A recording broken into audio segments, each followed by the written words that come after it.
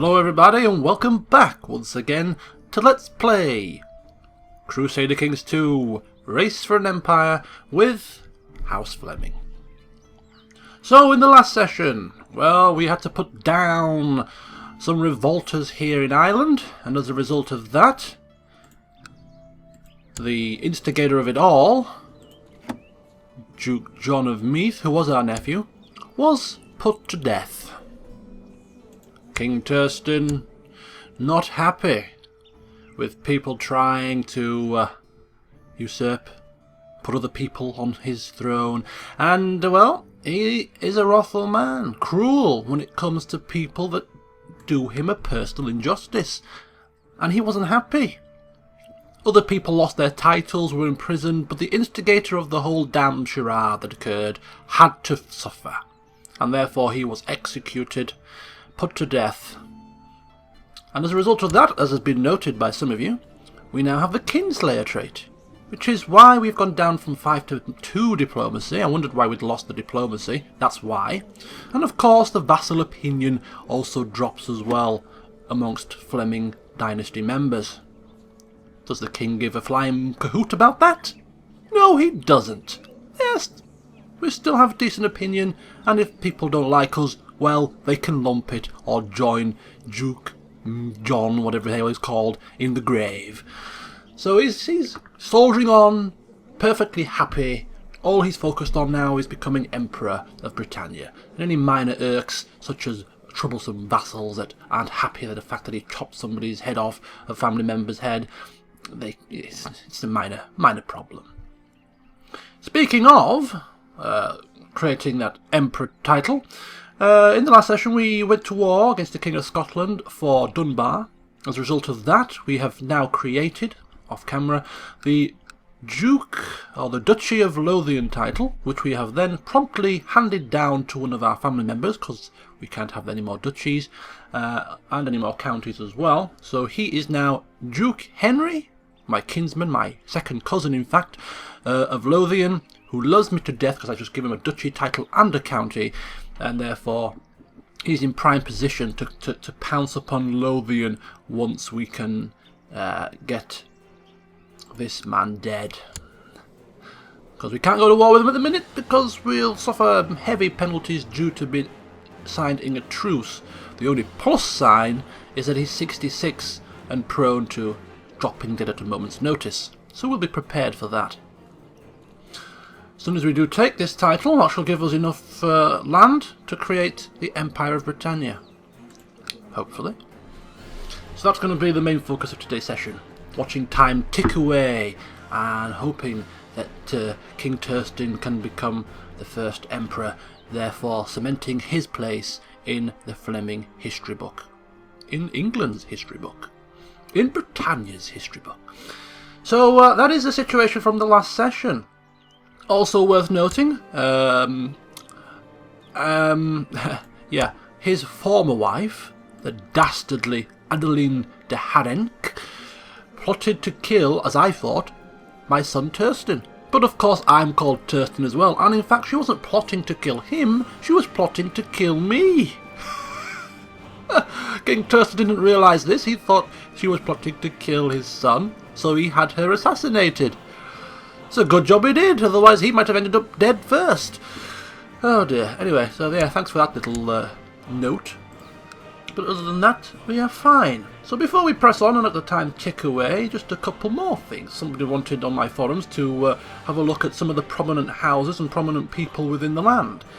How do we stand in England at the moment? And as I've just gone through, the Prince Archbishopric of Northumberland, their rulers get nominated by the church, so we don't have to worry too much about who they are, these are just some random people. We have, of course, our son recently promoted to Duke of Lancaster, so he has Lancaster, which is that, and that. And he's also had a daughter, which is nice to see. Here, the Duke of York is a member of House Leon, which is a kind of small, up-and-coming house, really. But it will pass down, upon his death, to my nephew, because he's married to my sister, Princess Elisande. So yeah, Another, well, he's not actually a Fleming, he'll be a House de Leon, but he's a family member of such. Another family member getting their clutches into some land eventually. So that's York. We have another duchy of here is Gwynedd. Of course, House de Crepon, quite an old house, whom the Flemings have some ties to, from way back when, from Duke George I, when he married Emma. Even though they didn't get on very well, it's still a history of sorts, isn't it? So that's House de Crepon, and House de Crepon also has the Duchy of Gloucester, with Duke Albert, a young 9-year-old. His father's recently died, I assume. So that's two duchies within England owned by a House de Crepon member. Of course, De Verde is a former Fleming holding and still is under Fleming control. We move on here, Norfolk, which is held by a House Le Blount. Another, it's not a mediocre house, passing down to his daughter upon his death. Just a little 2-county duchy over there. And then the other prominent house, still, is House de Normandy. So we have Duke Richard III of Hereford. He's a House de Normandy member. He's also the Duke of Kent, so he's quite a powerful man. He has two duchy titles, Hereford and Kent, so it's a good job that he likes us quite a bit, because if he revolts, then it's quite a big chunk of land and a bit of power that he has under his control. But that's House de Normandy as well. And down here in Somerset as well, my Chancellor, Duke Wymond, he is also House de Normandy. So the prominent houses in England are obviously House Fleming, House de Crepon and House de Normandy. They're the three main players when it comes to life within England. Ireland is completely Fleming in some way, shape or form, and down here it's just a ragtag band of Fleming. Mainly Fleming here, mainly Fleming in Normandy, but there's a few here, there and everywhere. Random people. So that's the situation with the families. So we'll now press on and see what occurs. I've ended a few plots, so I'll try to auto-stop a few plots, so we'll get a few messages initially about people seeing the error of their ways. And of course, worth noting is the fact that because Duke Henry, who I have now given a duchy title, has a de jure Duchy of Scotland, he now has the right to vote in their election, and rather unsurprisingly, he's voting himself to be the next King of Scotland. Somehow, I don't think they're going to support that. But you never know, do you? You never know. You just never know. It's a pity we can't see the elector votes, how many votes they have. Of course, if I'd have kept the duchy title, I could have voted for myself to be the next king, but the likelihood of the Scottish voters voting for an English king after you just you stormed some land is so minuscule. It's not worth keeping it and taking the duchy penalty for having too many duchy titles, so I gave it away. Right, so you there, you can now go home. The levies. Revolt has broken out in Nantes, angered by my oppressive rule. I don't think I'm oppressive in the slightest, to be frank with you, but, well, everyone's entitled to their own opinion. And, well, we're going to have to put these guys down, aren't we? Can't have this going on, this charade. So, let me just, okay, lovely.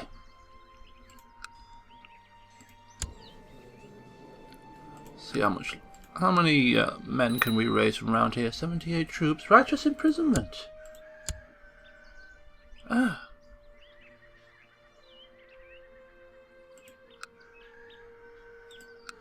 I think what's happening here, I'm seeing a lot of this, see the Duchy of Kent given to another ruler plots. A lot of these going on at the minute. And I'm wondering if it's because people think he has too much power. Because he has two duchies, Hereford and Kent, I'm wondering if people just want to see Kent under somebody else's control, believing him too strong. Not sure, but anyway.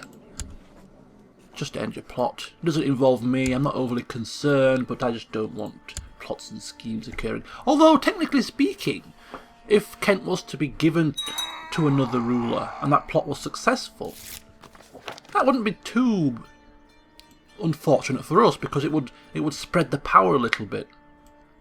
Maybe we shouldn't let the next plot to put a different ruler on Kent just shine through and see what happens. Worth thinking about. Okay, yes, very good. I forgive you. Many wouldn't, but I do, because I got out of the right side of the bed this morning. Luckily for you. Right, I think what I might do is we'll wait. We'll let this revolt happen, and once we have our retinue force fully stocked and raring to go, we'll give them a bit of a training battle, a bit of a taste for blood, and send them down with the longbow and the defence retinues and see how they smash the enemy. That's what we'll do.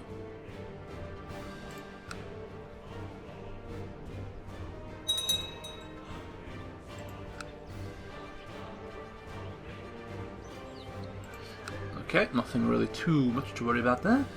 Are these replenishing? They should be. They should be replenishing.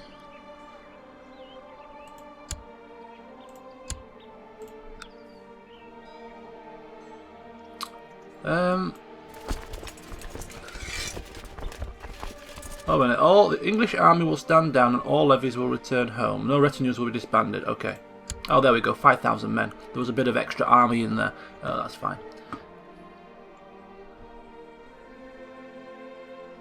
So Duke Simon of Dagobah has died and his son has taken over. Died after a period of illness. Very unfortunate.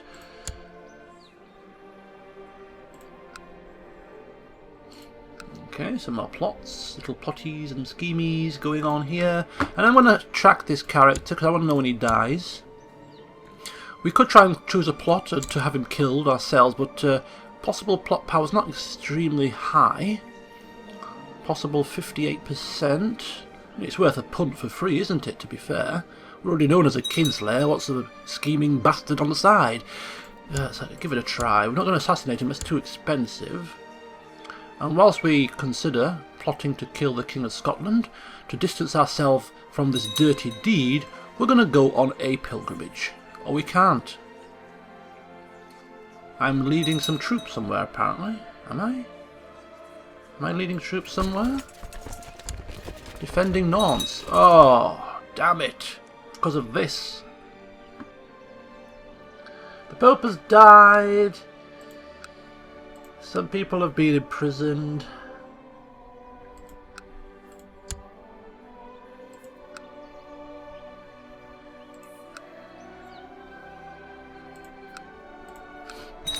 Crusade! Oh! Ho, ho, there hasn't been one of these for a long time.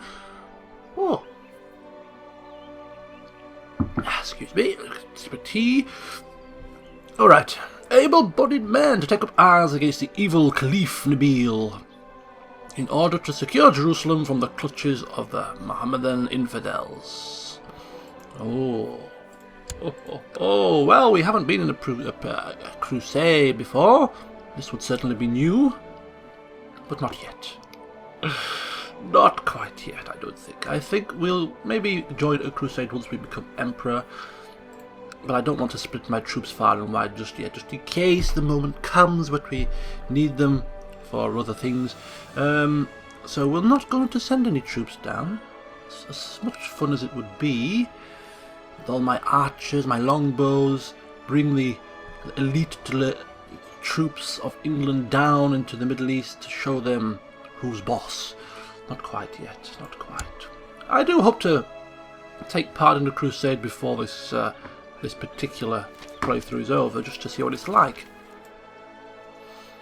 The Lollard heresy has reared its ugly head in the province of Cornwall. What is this? Heretic stronghold? So if we go to the religions tab, you can see there's a bit of heresy here. There is a talented town crier in Norns who seems able to capture the attention of the peasant rabble in an instant with his commanding voice. You have studied his methods and the pitch of his voice closely, and you expect to do better the next time you have a... oh, we've picked up a bit of knowledge from a peasant rebel, a rebel. Peasant rebel. We gained an extra diplomacy point. Right, where's our court chaplain then? If this is the case, we need to do something. We need to sort this out. Proselytize, whatever the hell that is. Convert the religion. Okay, that seems like the right thing to do. Excellent. Okay.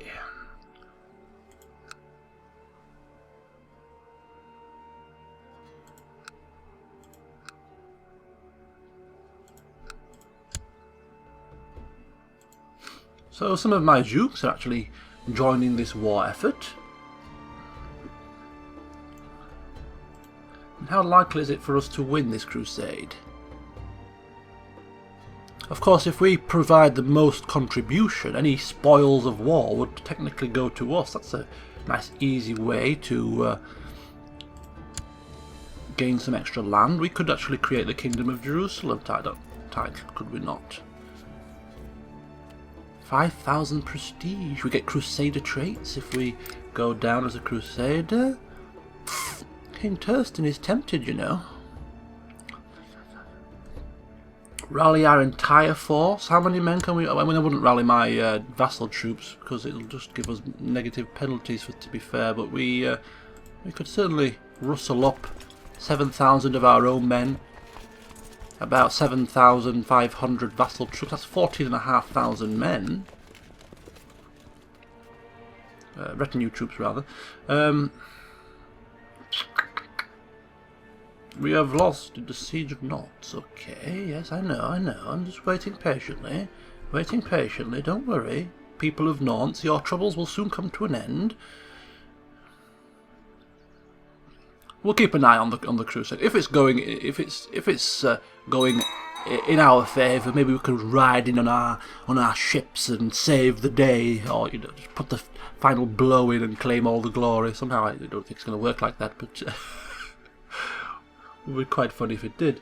Right, Duke Michael of Connacht has inherited the Duchy of Connacht, another title from Duke Torf of Connacht, who has died of depression at a young age. Oh, isn't that something else? Now, his father didn't like me, but he does, so that's actually quite a bonus. She still dislikes me because I killed her father. We could actually give her a gift to soothe her aching heart, but no, we won't do that. We won't do that. Oh, what's happened? You think I risk my life? I'm 55. I can risk my life if I wish. It's my life to risk, you stupid man. And therefore we don't get along well with him, which is nothing new, because he doesn't like us anyway, does he not? Oh, not so bad. 14, yeah. Mutual respect type situation. Anyway, he just maybe I should just look at it in the fact that he's just looking out for his king, showing some concern, you know, which is nice, I suppose, in a certain way. Are you dying yet, old man? How about this plot? Is it 83% plot power? Not very good, is it, really? Some of these people could be drunk, so honest people, but... let's take the risk. Let's roll the dice. I don't think this is going to be successful with such a low plot power, but we'll keep it ticking. We'll keep it ticking. The quicker this man dies, the better. We could try assassinate, but I don't think it's going to be a very high chance. 18% with a bit of a spy master assistance. Probably about 25%. That's a bit too much to pay for that risk, especially when he's so old. If he was a young king, maybe it might be worth it, but no, he's old, so we'll just let fate, let nature take its course. Some more peasant revolts. We've got a retinue up here. We can just send them down pretty swiftly to deal with that. This retinue is almost complete. A couple more ticks of the timer, and we'll be good. Get them marching down here and take care of business, freeing us up from the siege. and allowing us to go on our pilgrimage. Because we need piety. If we're going to create that emperor title, we need piety. We need to show religious fervour. What better way to get piety than being a crusade, though? I keep coming back to this. It's just nagging me. I just want to go on a cruise. Just go, you're shouting. Just bloody go then. What are you waiting for? I don't know. Merge units. Okay, send him down. Kill. Shall we do it, guys? Shall we go on this crusade? There's nothing happening in England at the minute. Walter is no longer steward. Oh, damn. Blast and damnation. I need a new steward. Ah, Duke Henry of Lothian, my new Lothian chum. Welcome into the fold. Collect my taxes, and we shall get along very swimmingly. Right, okay. Let's carry on.